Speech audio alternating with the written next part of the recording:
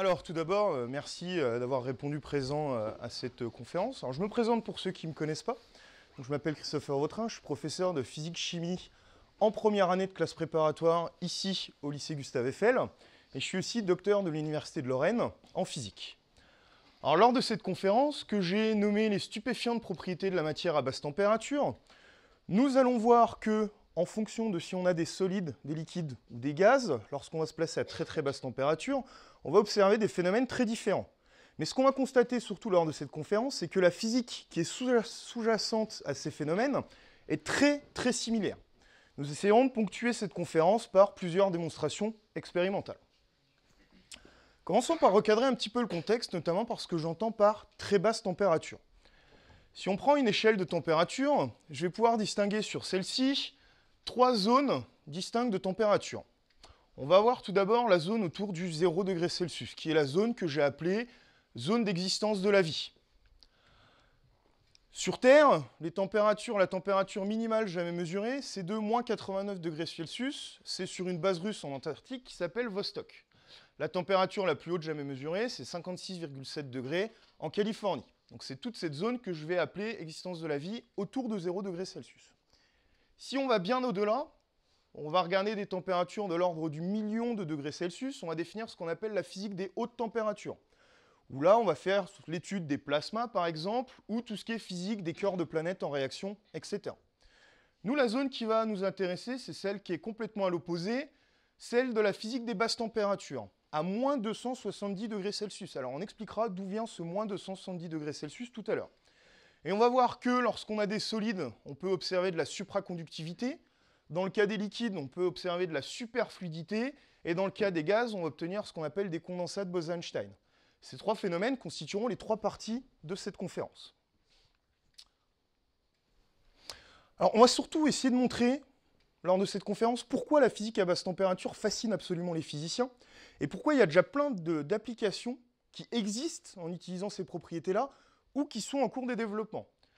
L'exemple que je souhaiterais citer, c'est le fameux train à lévitation quantique japonais, le maglev. Alors ce train, il utilise une propriété des supraconducteurs qui dit que les supraconducteurs vont léviter au-dessus des aimants. On le démontrera tout à l'heure. Le problème, l'intérêt de ce train, c'est que vu qu'il lévite, il vole au-dessus des rails, eh bien, on élimine les frottements mécaniques entre les rails et le train. Et ce qui permet au maglev de détenir le record du monde de vitesse à 580 km/h. Le problème de ce train, c'est qu'il faut descendre à très très basse température pour qu'il fonctionne. Et ça coûte excessivement cher. Et en plus de ça, ce train, le fameux maglev, il ne va pas beaucoup plus vite que notre TGV. Le record de vitesse du TGV, c'est 570 km/h. Pourquoi ? Parce qu'en fait, à ces vitesses-là, ce ne sont pas du tout les frottements mécaniques au niveau des rails qui limitent la vitesse. Ce sont les frottements avec l'air. Donc c'est pour ça que ce train, il ne s'est pas encore développé partout dans le monde. Il y a certains aspects, notamment le fait que ça coûte cher et qu'il y ait des difficultés expérimentales. Alors, vous avez une liste d'émargements, s'il vous plaît, pour la conférence ? Elle est là. Vous avez... On a coché, là.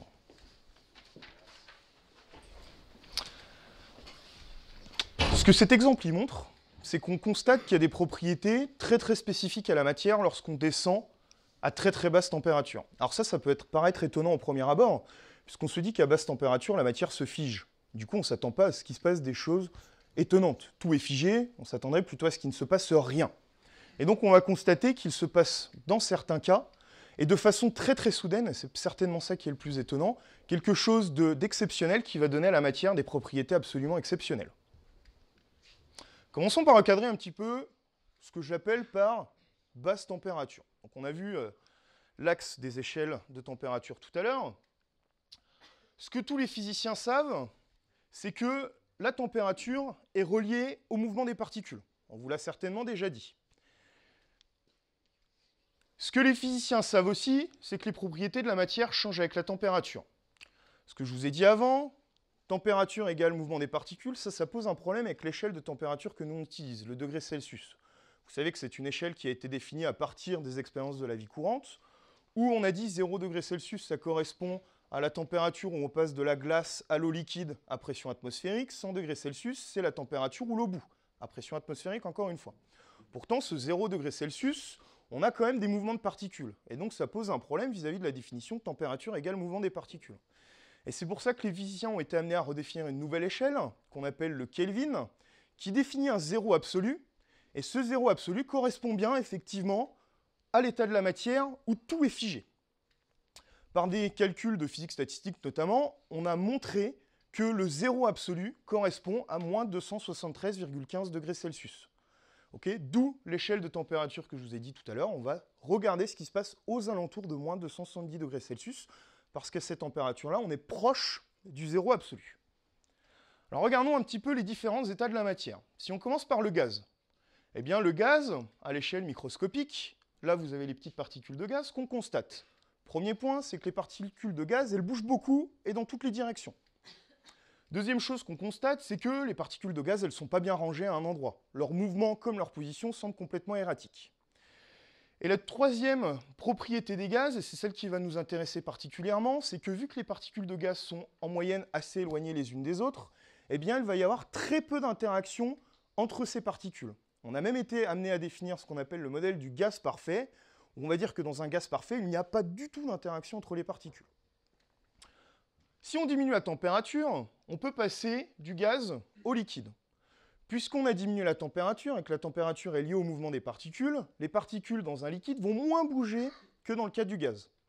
Ce qui fait que les particules en moyenne vont être un peu plus rapprochées. Ce qu'on constate avec cette animation, c'est que là aussi, le mouvement des particules comme leur position semble assez aléatoire. Il n'y a pas d'ordre apparent. Puisque les particules sont en moyenne plus rapprochées, on va avoir plus d'interactions dans un liquide. C'est principalement ça la différence entre un liquide et un gaz. Dans un liquide, on va avoir des interactions entre les différentes particules qui commencent à devenir assez importantes. Regardons maintenant le cas du solide. Dans les solides, les particules, au contraire des cas des gaz et des liquides, les particules vont être bien rangées à certains endroits de l'espace. On va avoir un mappage régulier de l'espace et les particules sont toutes à leur position. Puisqu'on a encore diminué la température pour passer du liquide au solide, les particules de solide bougent encore, mais elles vont simplement vibrer légèrement autour de leur position d'équilibre. Et puisque les particules sont assez rapprochées, on va avoir des interactions entre les particules qui sont très très fortes. Alors depuis tout à l'heure, je vous parle de particules, de gaz, de liquide ou de solide, etc. Ce serait bien aussi de redéfinir l'échelle caractéristique à laquelle on va se placer. L'échelle caractéristique de l'atome, c'est de l'ordre de 0,1 nanomètre. Si on regarde une image faite par ce qu'on appelle un microscope à force atomique, donc ça c'est une image de ce qu'on appelle du graphène. Alors le graphène c'est du carbone, sauf que les atomes de carbone, ils vont se mettre en faisant un mappage régulier de l'espace, un peu comme une structure, ce qu'on appelle une structure en nid d'abeille. Ce que vous constatez, notamment quand on zoome ici, c'est qu'on arrive à voir les atomes de carbone individuels. Et on va donc définir l'échelle caractéristique de l'ordre de 0,1 nanomètre. Pour mettre un petit peu en avant l'exploit expérimental de réussir à observer des atomes individuels, posons-nous la question, quel est le rapport d'échelle entre notre échelle caractéristique à nous, de l'ordre du mètre, et cette échelle caractéristique de l'atome de 0,1 nanomètre. Donc si je divise 1 mètre par 0,1 nanomètre, on constate qu'on a un facteur 10 puissance 10. Eh bien, posons-nous la question maintenant, si je suis dans un satellite géostationnaire, à peu près 10 000 km d'altitude, et si j'avais la même précision qu'on a avec les microscopes, qu'est-ce que je serais capable de voir depuis ce satellite? Eh bien, on va faire un zoom. Zoomons. On va zoomer sur la France, on a Dijon, on zoome sur le lycée, on peut encore zoomer. Zoomons. Eh bien, ce rapport d'échelle de 10 puissance 10, si je suis à 2000 km d'altitude, je peux voir un objet d'1 millimètre. Qu'est-ce qui fait 1 millimètre? C'est l'œil d'une mouche. Donc, si on avait la même précision qu'avec nos microscopes, voir à l'échelle atomique, c'est être capable de regarder une mouche dans les yeux depuis un satellite géostationnaire. C'est ça l'idée. Regardons, commençons vraiment le cœur de cette conférence, commençons par le cas des solides. Alors pourquoi on commence par les solides? Parce que déjà historiquement, c'est les premiers phénomènes qui ont été découverts, la supraconductivité. Puis en plus de ça, c'est assez facile d'avoir des solides à très basse température. Okay, vous savez très bien, quand on descend la température, toute la matière a tendance à se solidifier. Alors je vous ai dit tout à l'heure que les températures les plus basses, enfin la température la plus basse jamais mesurée sur Terre, c'était à Vostok, en Antarctique, à moins 89 degrés Celsius. Cependant, en laboratoire, on sait faire beaucoup plus froid, et ce depuis très très longtemps. Puisque en 1877, on a réussi à liquéfier l'azote. liquéfaction de l'azote à une température de 77 Kelvin, donc moins 196 degrés Celsius. Donc depuis ces années-là, vous voyez qu'on est capable de descendre à déjà des très basses températures. Et ce qui se passe à la fin du 19e siècle, c'est qu'il y a une véritable course au froid. Les physiciens, ce qui les intéresse, c'est d'étudier la matière proche du zéro absolu. Donc il y a plein d'expérimentateurs qui essayent d'obtenir en laboratoire des températures de plus en plus froides. À l'aube du XXe siècle, le record il est détenu par un certain Dewar, qui était un physicien irlandais, je crois, qui avait réussi à liquéfier l'hydrogène à une température de 25 Kelvin, environ moins 250 degrés Celsius. Le dernier élément qui est encore gazeux à cette température à pression atmosphérique, c'est l'hélium. Et là, l'objectif pour plein d'expérimentateurs au début du XXe siècle, c'est de réussir à liquéfier l'hélium. Il y en a un dans le lot qui va tirer son épingle du jeu, qui s'appelle Kamerlingh Onnes. C'est un physicien néerlandais, c'est celui qui est accroupi sur cette photo. Alors juste pour la petite histoire, celui qui est debout à côté, c'est quelqu'un qui est assez connu, c'est Van der Waals, qui a eu le prix Nobel de physique en 1910. Alors pourquoi j'aime beaucoup cette photo? Parce que Kamerlingh Onnes, il aura un prix Nobel. Van der Waals, il en a eu un aussi. Et Van der Waals, c'était le maître, en quelque sorte, de Onnes. Et même si les deux bonhommes, ils ont 60 et 80 ans, il y a toujours cet effet de maître à élève. Et Onnes se mettra toujours accroupi devant Van der Waals. C'était un peu le contexte scientifique au début du XXe siècle. Il y avait vraiment une hiérarchie à respecter. Alors pourquoi Onnes, il a tiré son épingle du jeu? Parce qu'en 1904, il arrive à décoter une bourse très très importante de l'État néerlandais qui lui permet de fonder un laboratoire de cryogénie. Comme je vous ai dit, à ce moment-là, objectif, réussir à liquéfier l'hélium. Eh bien, c'est le premier au monde à y arriver. En 1908, il arrive à liquéfier l'hélium à une température de 4 Kelvin, donc moins 269,15 degrés Celsius. C'est très très très froid. Et là, du coup, Onnes, il a les portes ouvertes à plein d'expériences. Il va tester tout plein de matériaux, tout plein de propriétés à cette température-là de l'hélium liquide à 4 degrés Kelvin, même en dessin. Et c'est ainsi que le 8 avril 1911, en étudiant les propriétés de résistance électrique du mercure, il découvre ce qu'on appelle aujourd'hui la supraconductivité, découverte qui sera récompensée par le prix Nobel en 1913. Qu'est-ce qu'il a mesuré exactement, Kamerlingh Onnes? Je vous ai dit qu'il a mesuré la résistance électrique du mercure lorsque la température diminuait. Dans un premier temps, il a constaté que la résistance diminuait avec la température. Alors ça, c'est quelque chose qu'on connaissait déjà, puisque lorsqu'on passe de la température ambiante à la température de l'azote liquide, par exemple, 77 Kelvin, on constate déjà que la résistance électrique décroît. Ça s'explique très bien avec un modèle classique qu'on exposera tout à l'heure. Ce qu'il a observé d'étonnant, Onnes, c'est que d'un seul coup, à une certaine température, la résistance électrique semble chuter. Alors lui, Onnes, il a pris des pincettes. Il a dit que la résistance était plus petite que 10-5 ohms, qui était la sensibilité de son appareil de mesure. Il ne savait pas si la résistance devenait toute petite ou devenait nulle, il ne savait pas trop ce qui se passait. Il savait juste que c'était plus petit que 10,5 ohms. Le fait est qu'il y a eu une théorie derrière, puis des expériences avec des appareils de mesure de plus en plus sensibles. Et ce qu'on sait aujourd'hui, c'est que en dessous de cette température, la résistance électrique du mercure devient strictement nulle. R égale 0. Ça veut dire que la conduction du métal devient infinie. Donc il supraconduit. Donc c'est un supraconducteur. Donc un supraconducteur, c'est défini comme un conducteur qui a une résistance électrique qui est strictement égale à 0. Alors ça a vachement excité les physiciens, parce que résistance électrique égale à 0, ça veut dire effet Joule. Effet Joule, c'est ce qui fait que quand vous mettez du courant dans un fil de cuivre, ça chauffe. Ça, c'est à cause de la résistance électrique. S'il n'y a pas de résistance électrique, il n'y a pas d'effet Joule. Donc ça veut dire qu'il n'y a pas de perte. Et ça, les physiciens se sont imaginés du coup plein d'expériences avec des courants perpétuels.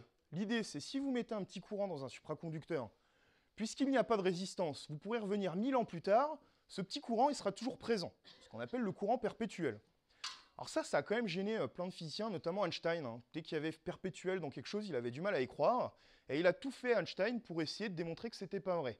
Bon, l'expérience a été refaite plein de fois, on en est sûr, la résistance électrique est égale à 0. Donc Einstein, il s'est attelé à essayer d'expliquer pourquoi la résistance électrique devient nulle. Pendant ce temps, il y a un autre expérimentateur qui s'appelle Messner, qui lui travaillait plutôt d'un point de vue magnétisme. Et puisqu'on sait que électricité et magnétisme sont fortement liés, il s'est dit, puisqu'il y a des propriétés électriques intéressantes dans le mercure en dessous d'une certaine température, bien moi je vais tester le magnétisme de ce matériau-là. Alors comment est-ce qu'on fait pour tester le magnétisme de quelque chose? Ben, on approche un aimant. Eh bien faisons l'expérience que Messner a faite. Donc ici, j'ai un supraconducteur. Alors on justifiera tout à l'heure, moi j'ai pas besoin de descendre à la température de l'hélium liquide. En descendant juste à la température de l'azote liquide, je deviens supraconducteur. Et je vais approcher un aimant. Déjà là pour l'instant il n'est pas supraconducteur, parce que je suis à une température trop élevée. Vous voyez que si j'approche l'aimant, il ne se passe rien. Maintenant, refroidissons du coup la petite pastille-là pour qu'elle devienne supraconductrice.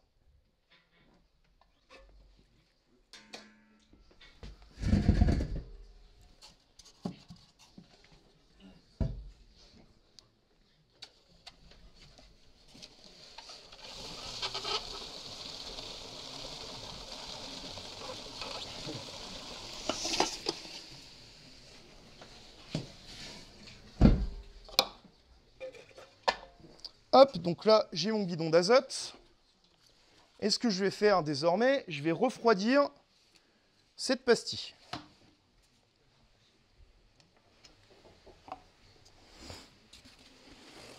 Donc refaites pas l'expérience à la maison, c'est pas bien de plonger ça maintenant. Hop.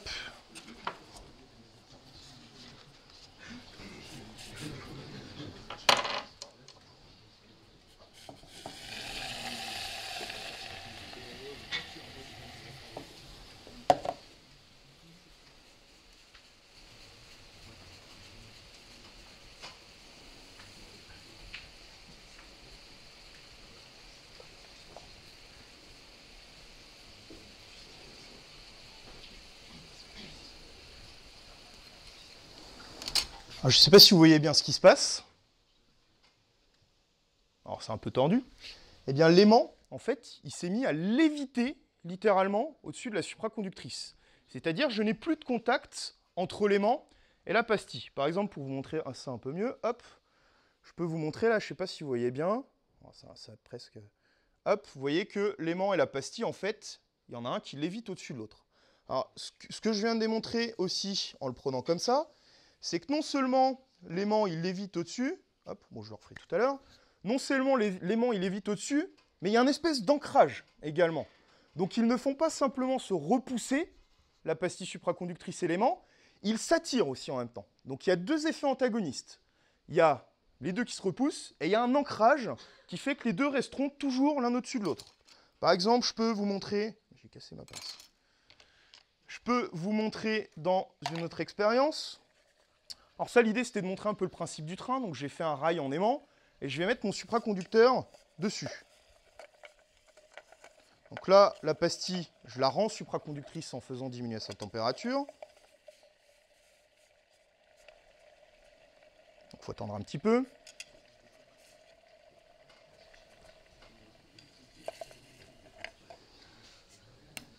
Et là, je pense que vous le voyez très très bien. On voit la pastille qui lévite littéralement au-dessus des aimants. Okay. Et ce que je vois aussi, c'est qu'il y a vraiment cet effet d'ancrage. C'est-à-dire l'aimant, il n'a pas envie de partir d'au-dessus de l'aimant. Okay. Donc ça, c'est ce qu'on appelle la lévitation quantique. Effet démontré par Messner. Alors ça, encore une fois, ça a bouleversé les physiciens parce que là, ils se sont imaginés un projet qu'on appelle de volant inertiel qui permettrait de stocker l'énergie. L'idée, c'est quoi? Puisqu'il n'y a pas de frottement là, de l'aimant qui lévite au-dessus du supraconducteur, si un jour j'ai trop d'énergie, parce qu'il y a beaucoup de soleil et mes panneaux photovoltaïques, ils ont produit beaucoup d'électricité, eh bien comment stocker cette électricité? C'est toujours un problème de stocker de l'énergie. L'idée, c'est que je pourrais transformer cette électricité en énergie cinétique et faire tourner l'aimant, par exemple.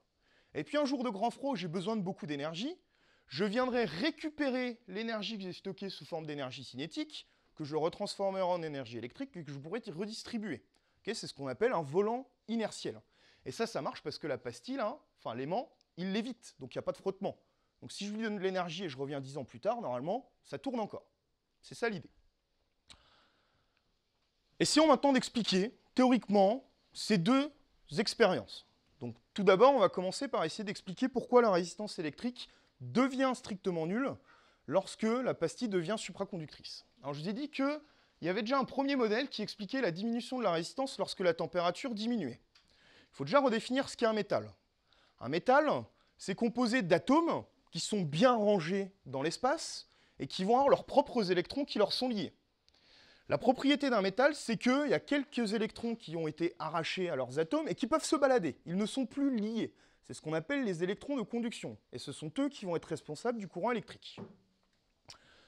Qu'est-ce qui fait que les électrons, qu'est-ce qui fait qu'il y ait des courants? C'est quand ces électrons de conduction, ils parcourent le métal. Qu'est-ce qui fait qu'il y a une résistance électrique? C'est le fait que les petits électrons, dans leur mouvement, ils peuvent être gênés.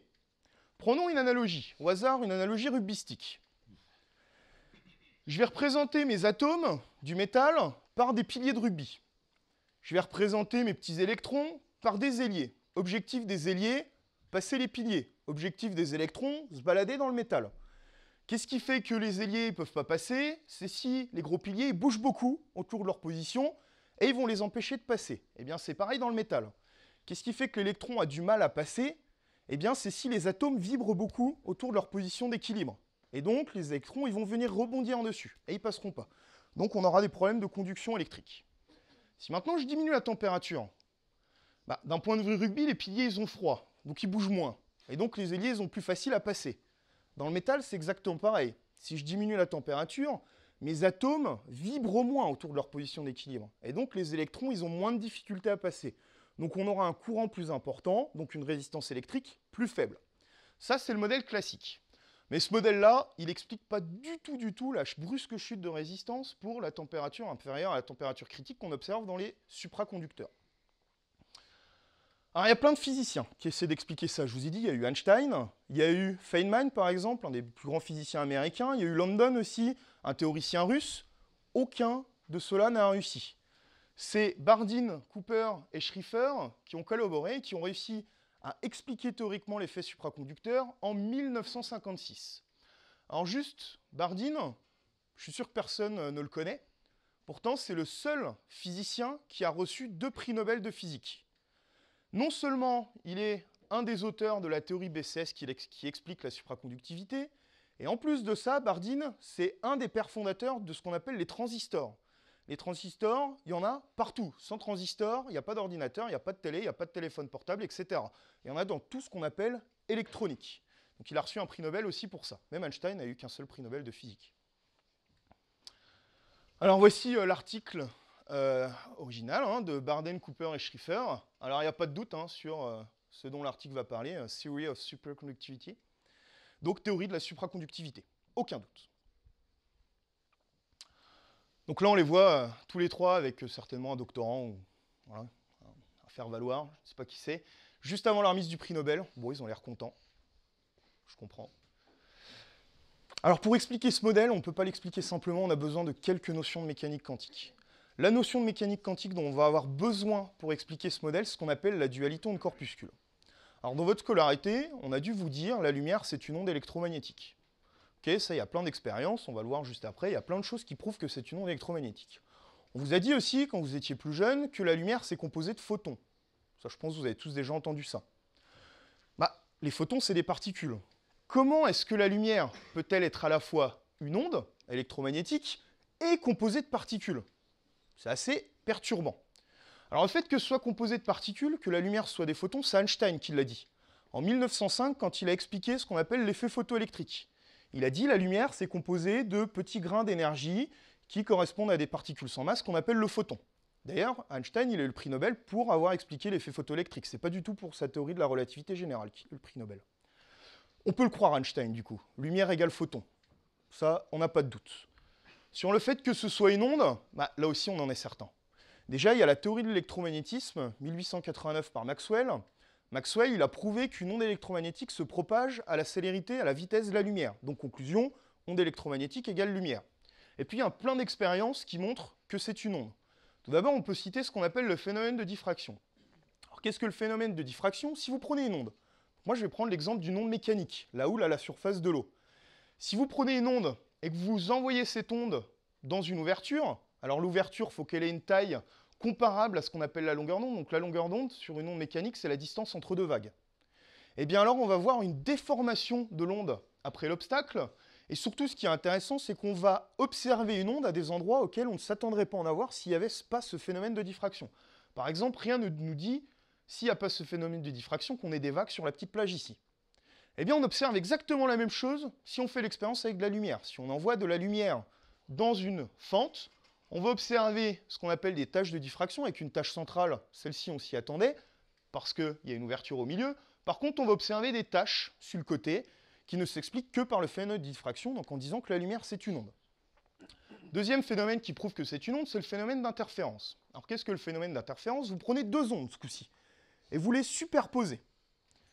Donc là, on a pris deux ondes mécaniques, là il y a deux vibreurs qui créent deux ondes différentes à la surface de l'eau. Ce qu'on constate, c'est qu'il y a certains endroits de l'espace, ici, ici, où l'onde résultante va être maximale, c'est-à-dire les deux ondes vont être maximales en même temps, et donc elles s'additionnent positivement. Et il y a d'autres endroits, ici, ici, et à d'autres endroits, où l'onde résultante va être minimale. C'est en fait lorsque une des deux ondes est maximale, lorsque l'autre onde est minimale. Et donc, globalement, ça fait de l'eau plate. Ça, c'est le phénomène d'interférence. Et c'est exactement ce qu'on observe quand on envoie de la lumière dans deux fentes. L'onde lumineuse qui est issue de la fente du haut va interférer, se superposer avec l'onde lumineuse qui est issue de la fente du bas. Et si on place un écran derrière, on va observer des endroits où on aura beaucoup de lumière, c'est lorsque les deux ondes se sont additionnées, si vous voulez, positivement, et des endroits où la lumière sera... Enfin, on aura ce qu'on appelle une franche sonde, donc pas de lumière, c'est lorsque les deux ondes se seront, ce qu'on dit, interférées destructivement. Ok? Donc tout ça, ça nous prouve que la lumière, c'est une onde. Alors ça a quand même perturbé les physiciens. On avait du mal à comprendre ça, et une théorie qui est sortie à ce moment-là, donc là on est dans les années 20, c'est de dire, peut-être qu'en fait la lumière c'est bien des photons, mais c'est quand tous ces photons sont tous ensemble qu'ils se comportent comme une onde. On peut prendre une analogie, encore rugbystique, au hasard. Vous prenez des supporters de rugby dans un stade. Chaque supporter peut être considéré comme une entité individuelle. Comme dans la lumière, chaque photon peut être considéré comme une entité individuelle.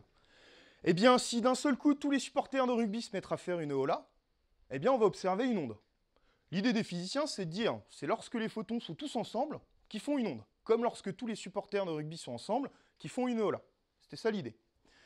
L'expérience qui a été faite, c'est de refaire une expérience d'interférence, mais au lieu d'envoyer plein de photons en même temps, on va les envoyer un par un. Okay? C'est comme si vous demandiez à un supporter dans un stade de rugby de faire une hola tout seul. Si la lumière est bien composée de particules, on va voir les points d'impact des photons arriver un par un sur l'écran. Si la lumière, c'est une onde, on s'attend à voir une figure d'interférence. Regardons l'expérience qui a été faite. Petite vidéo. Donc ce qu'on voit, c'est qu'on voit les points d'impact, un par un, de chaque photon qui arrive. Donc ça prouve la lumière, c'est composé de photons. Ça y est, on n'a pas de doute avec cette expérience. Et si on attend suffisamment longtemps, eh bien qu'est-ce qu'on voit apparaître? Une figure d'interférence. Et donc cette histoire d'effet collectif, en fait, ça ne marche pas du tout. Donc la conclusion de ça, c'est que la lumière est à la fois une onde et des particules. Et c'est derrière ce concept qui est assez difficile à comprendre avec notre vision classique du monde, qu'on a mis le terme dualité onde-corpuscule. Alors moi, je ne suis pas fan de ce terme, j'aurais préféré qu'on appelle ça complémentarité onde-corpuscule. Ce n'est pas une dualité. La lumière est à la fois une onde et à la fois des particules. Ce sont deux aspects qui sont complémentaires de la lumière.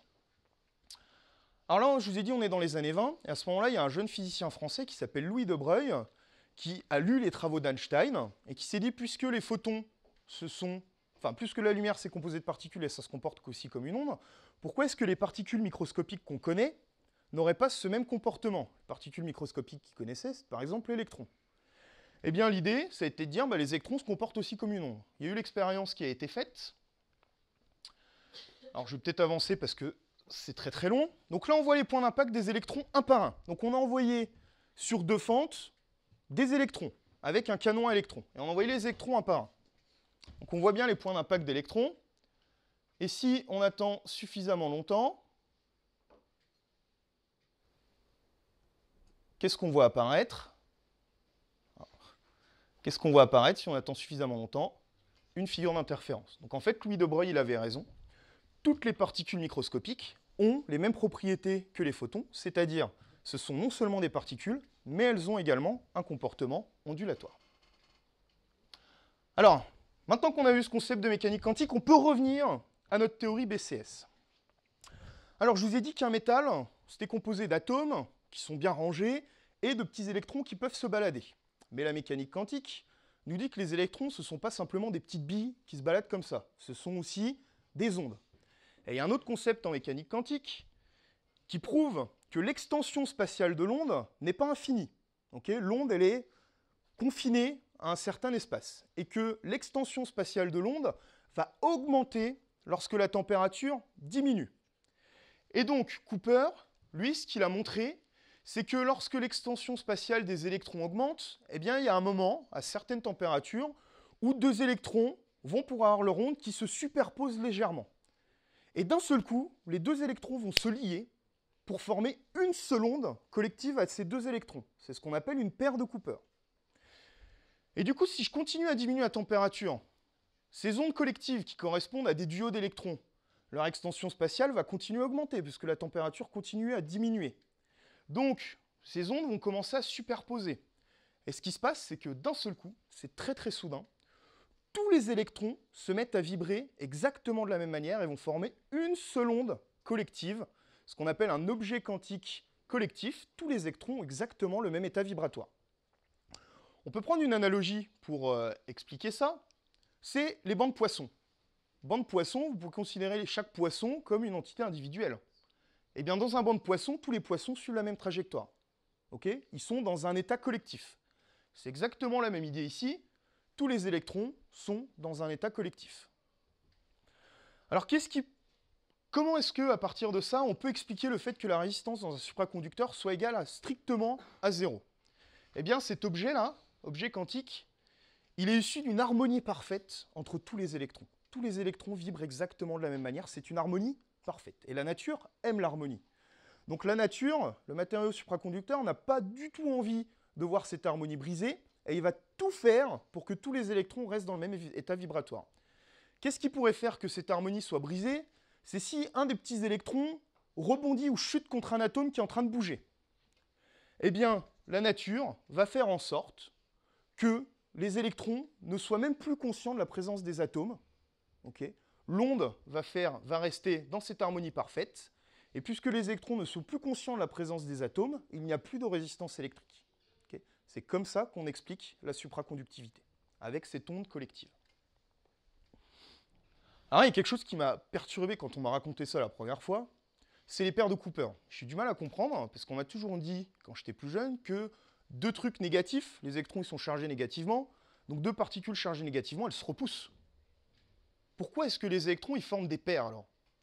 En fait, l'idée, c'est que lorsque vous avez l'électron qui se balade, l'électron étant chargé négativement, les atomes ils ont leur noyau lourd qui sont chargés positivement, eh bien les noyaux ils vont légèrement se rapprocher de l'électron au moment où celui-ci passe. Et s'il y a un deuxième électron qui arrive, il voit ces deux noyaux chargés positivement un peu rapprochés, et donc il a envie d'aller au même endroit. Si on reprend l'analogie du banc de poissons, est-ce que vous savez pourquoi tous les poissons, dans un banc de poissons, ils ont la même trajectoire? Ils suivent le même mouvement. Parce que si on a un premier qui change de trajectoire, c'est peut-être parce qu'il a vu à manger. Et donc tous les autres poissons, ils vont checker ce qu'il y a à manger là-bas. C'est un peu la même idée ici. Le premier électron, lors de son passage, il va rapprocher les noyaux chargés positivement, et le deuxième électron qui est chargé négativement, il est attiré par ce pôle positif, et donc il va suivre exactement la même trajectoire. C'est ça l'idée des paires de Cooper. Alors maintenant qu'on a compris la supraconductivité d'un point de vue résistance électrique, intéressons-nous à ce qui se passe d'un point de vue magnétisme. Que se passe-t-il lorsqu'on rapproche un aimant du supraconducteur? Donc on a vu, il est vite, on va essayer d'expliquer ça. Ce que vous savez, c'est qu'un courant peut créer un champ magnétique. Okay, on peut faire l'expérience très très rapide ici. J'ai une bobine de fil de cuivre, et dedans j'ai une petite boussole. Donc là, la boussole elle est orientée pour indiquer le pôle nord terrestre.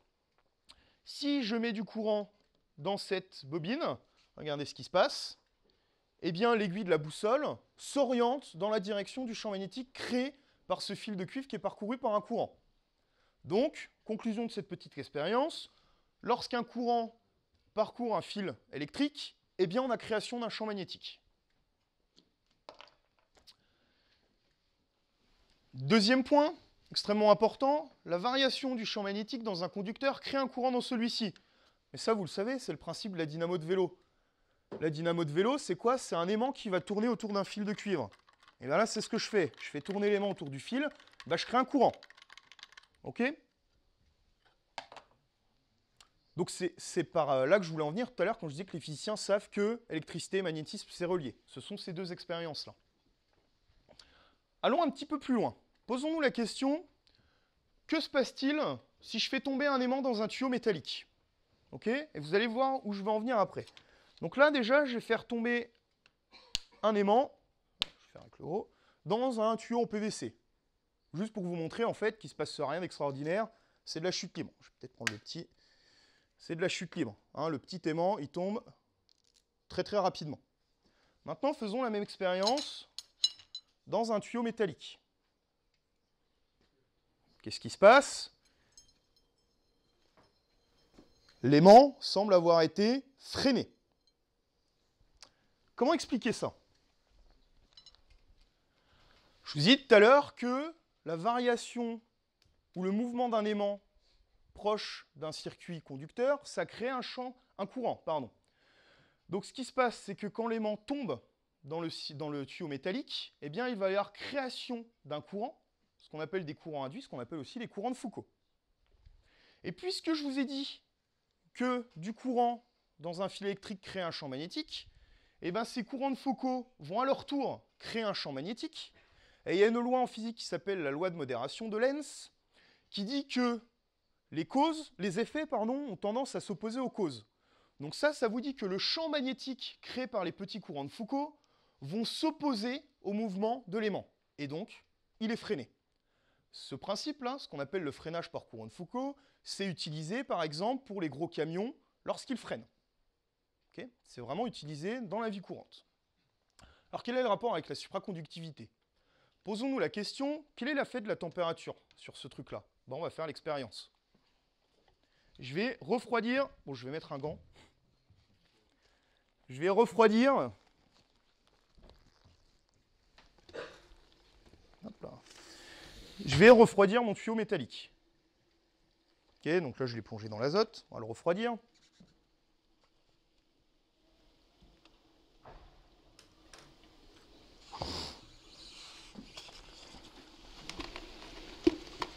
Je le refroidis bien, comme ça ce sera spectaculaire, j'espère.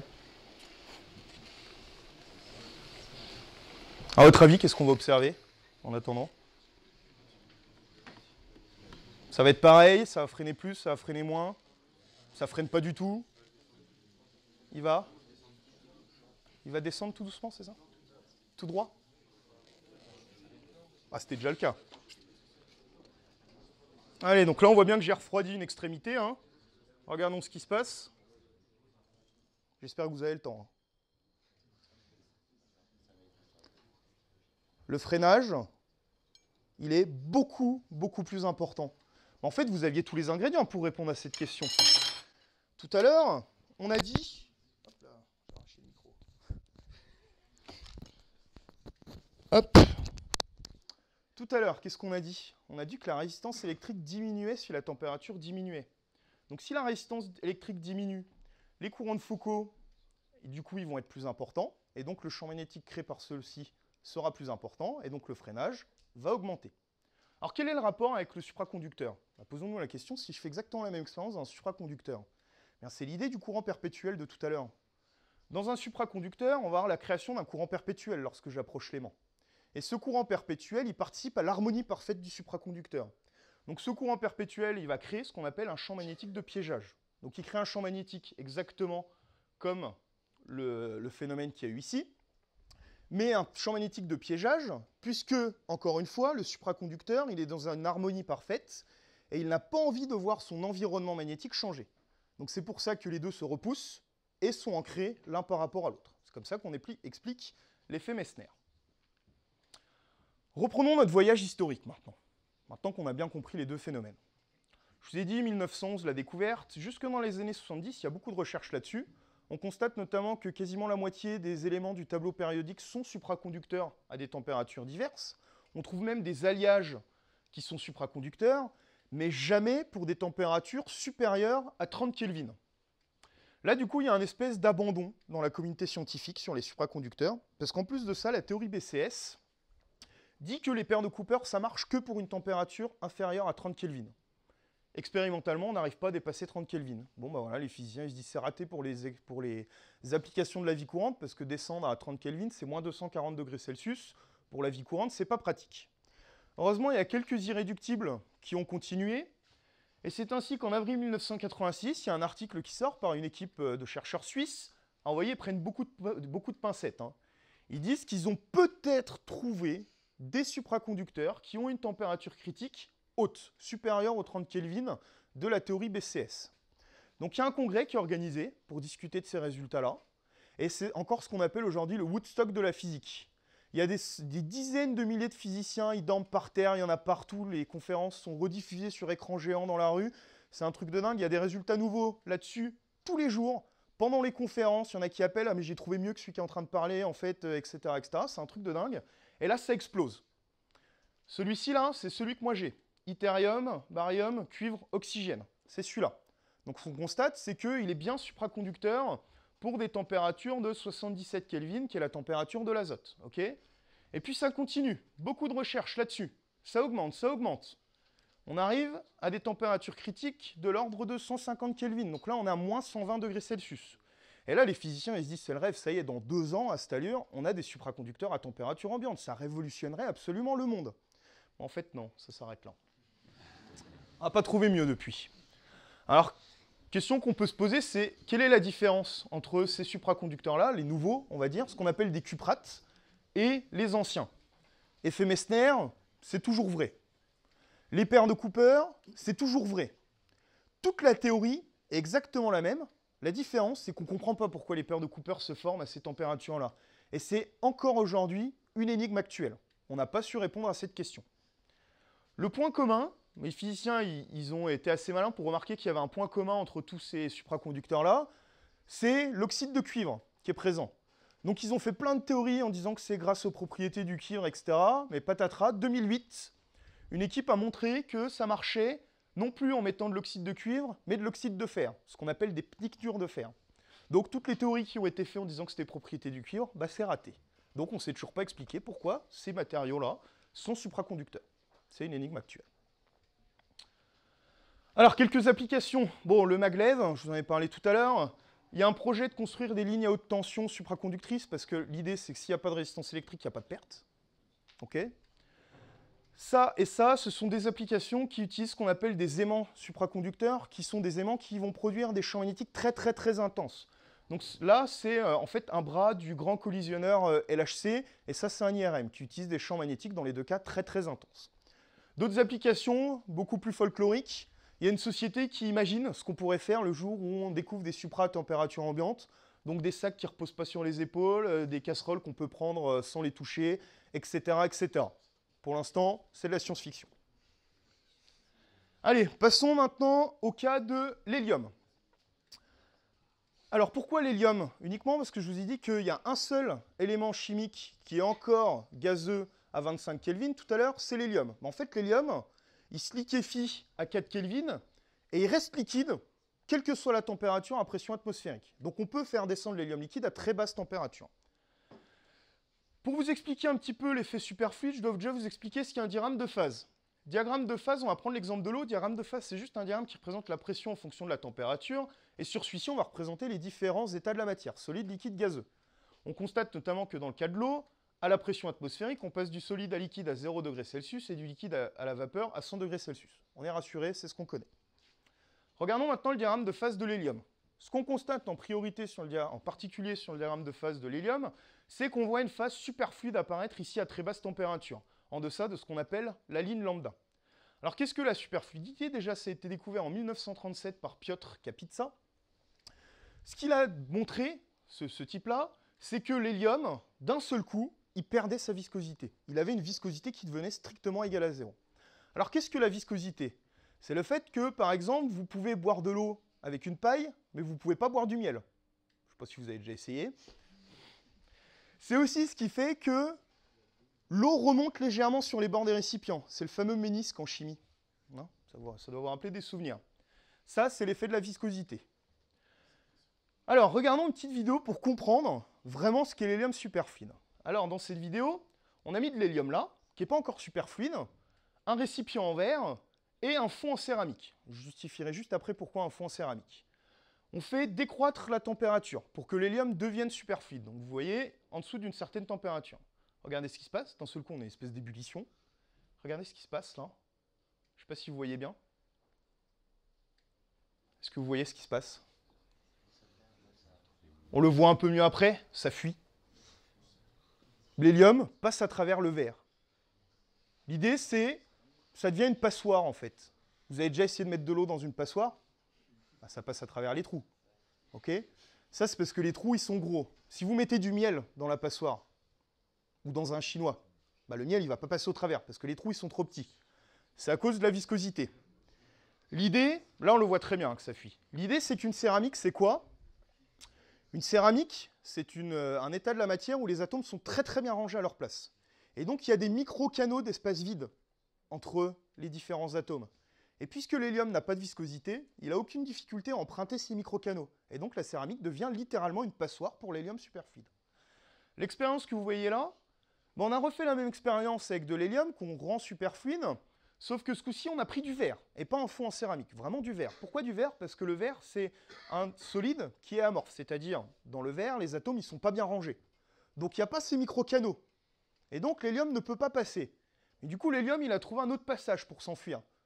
Je vous ai dit que la viscosité, c'est aussi ce qui faisait que l'eau remonte sur les bords. Mais puisque l'hélium, il n'a pas de viscosité, il n'y a rien qui l'empêche de remonter jusqu'en haut et de passer par au-dessus. Et du coup, on voit l'hélium qui fuit ici, qui goûte, parce qu'il est passé sur les bords et il coule et ça goûte ici. Ok? Ça, c'est l'hélium superfluide. Alors, un autre effet particulier de l'hélium superfluide que je voulais vous montrer, c'est ce qu'on appelle l'effet Fontaine. Alors, je vais juste aller chercher la vidéo.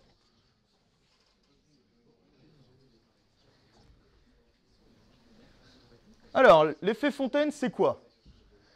Vous prenez de l'hélium superfluide et vous le soumettez à un gradient de température, c'est-à-dire vous envoyez un faisceau de lumière à un certain endroit. Ce qu'on constate, c'est d'un seul coup, il y a un énorme jet d'hélium. Alors pourquoi? L'hélium superfluide, déjà, ça s'explique exactement comme la supraconductivité. C'est-à-dire, dans la supraconductivité, tous les électrons se mettent à former une onde collective. Et bien dans l'hélium superfluide, ce sont tous les atomes d'hélium qui se mettent d'un seul coup à former une onde collective géante. Okay, c'est exactement la même physique. Sauf que dans l'hélium, il n'y a que 10% des atomes d'hélium qui se mettent à vibrer collectivement. Et lorsque vous allez augmenter la température dans un certain endroit, l'hélium qui est dans cet état collectif, il n'a pas du tout envie de voir son environnement, notamment la température, changer. Et bien du coup, en fait, il se barre de là où c'est chaud. Et ce que vous voyez, en fait, c'est un flux de la partie de l'hélium qui est superfluide, ce qu'on appelle l'effet Fontaine.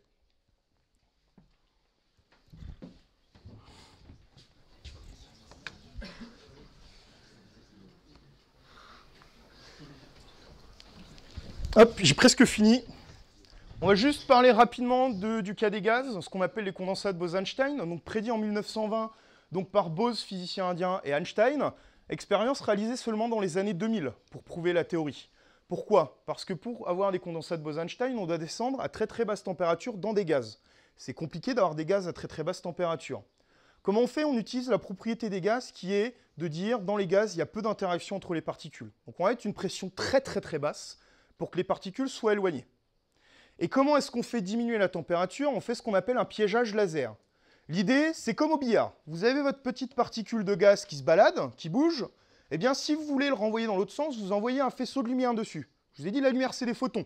Donc vous envoyez plein de petits photons pour qu'ils repartent dans l'autre sens. Et pour pas qu'ils repartent dans l'autre sens, vous envoyez un autre faisceau laser en croisé, comme ça. Et donc, en fait, comment on diminue la température dans les gaz? On envoie des faisceaux de laser croisés comme ça, ce qu'on appelle le piégeage laser. Et grâce à cette technique, on arrive à descendre à des températures de l'ordre du milliardième de Kelvin. C'est-à-dire, on descend à des températures de 0,00, vous mettez 8 zéros, 1 Kelvin, donc très très proche du zéro absolu. Alors, pour expliquer le condensat de Bose-Einstein, juste quelques points sur la physique des particules. Donc, en physique des particules, il y a un modèle qui s'appelle le modèle standard, qui vous dit que dans la nature, il n'y a que deux types de particules, les fermions et les bosons. Les fermions, ce sont les particules élémentaires qui vont composer la matière. Okay, il y a ce qu'on appelle les quarks et les leptons. Vous voyez par exemple l'électron qui apparaît dans les leptons. L'électron, c'est un fermion. Point commun entre toutes ces particules qu'on appelle les fermions, ce qu'on appelle le spin, c'est une propriété intrinsèque des particules, qui vaut plus 1,5. Dans le modèle, on a aussi ce qu'on appelle les bosons. Les bosons, ce sont les particules fondamentales qui véhiculent les interactions fondamentales. Vous savez qu'il y a 4 interactions fondamentales, interaction forte, interaction faible, interaction gravitationnelle et interaction électromagnétique. Eh bien, chaque boson, va être responsable d'une interaction. Les gluons responsables de l'interaction faible, les photons responsables de l'interaction gravitationnelle, les bosons W plus moins Z responsables de l'interaction forte, et les gravitons, qui sont un peu en dehors du modèle, responsables de l'interaction gravitationnelle. Point commun entre tout cela, ils ont un spin qui vaut 1. En physique, il y a un principe qui s'appelle le principe de Pauli, qui vous dit que deux fermions ne peuvent pas être dans le même état quantique. Donc si vous reprenez les diagrammes d'énergie que vous avez dû voir normalement, ou que vous allez voir au lycée, eh bien ce principe vous dit qu'on peut mettre uniquement 2 électrons par niveau d'énergie. Ok? Ça, vous verrez ça quand vous serez en terminale éventuellement. Vous l'avez peut-être déjà vu. Les bosons, eux, il n'y a pas ce principe de Pauli. Et il n'y a rien qui empêche, théoriquement, que tous les bosons se mettent dans le même état quantique.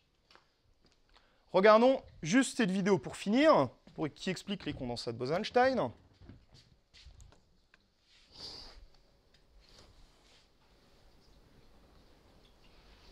Hop, c'est où? C'est là.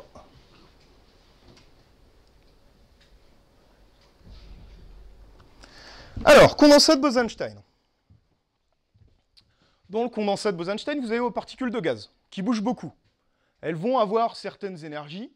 Hein. Rien ne dit qu'on ne peut pas avoir 4, 5, 6 particules de gaz qui ont la même énergie, et puis d'autres énergies où il n'y a aucune particule de gaz qui a cette énergie. Si on diminue la température moyenne, eh bien, l'énergie des particules va diminuer aussi. Et puisque je vous ai dit que les particules, c'était aussi considéré comme des ondes, eh bien, les ondes vont avoir une étendue spatiale qui va augmenter lorsque la température diminue. On continue à décroître la température, les ondes de ces particules vont commencer à se superposer, et puis d'un seul coup, c'est très soudain, toutes les particules vont se mettre exactement dans le même état vibratoire, qui correspond, en plus de ça, à l'état fondamental. C'est ça qu'on appelle un condensat de Bose-Einstein, c'est lorsque toutes les particules sont dans le niveau fondamental d'énergie. Et elles forment du coup une onde collective quantique qui est un objet macroscopique quantique. Et c'est ça en fait qui intéresse les physiciens, c'est le fait que ce soit un objet quantique macroscopique. Parce que l'idée, c'est que la mécanique quantique, c'est difficile de faire des expériences en mécanique quantique parce que souvent, il faut descendre à l'échelle du nanomètre, à l'échelle de l'atome. Eh bien là, on vient de trouver un objet qui est quantique à l'échelle macroscopique. Donc l'idée, c'est d'utiliser les condensats de Bose-Einstein pour prouver tout ce qu'on n'a pas encore réussi à prouver en mécanique quantique. Et c'est pour ça qu'il y a énormément de recherches là-dessus à l'heure actuelle. Alors pour conclure, que se passe-t-il dans la matière à très basse température? Dans le cas des solides, on a de la supraconductivité, résistance électrique nulle et effet Messner. Dans le cas des liquides, superfluidité, qui est caractérisée par une viscosité nulle, et on a ce fameux effet Fontaine spectaculaire. Dans le cas des gaz, condensat de Bose-Einstein, qui donne une onde collective de l'ensemble des atomes, et qui nous donne surtout un objet quantique macroscopique. Juste pour conclure, je citerai Louis Aragon, le merveilleux, c'est la contradiction qui apparaît dans le réel. Je vous remercie pour votre attention.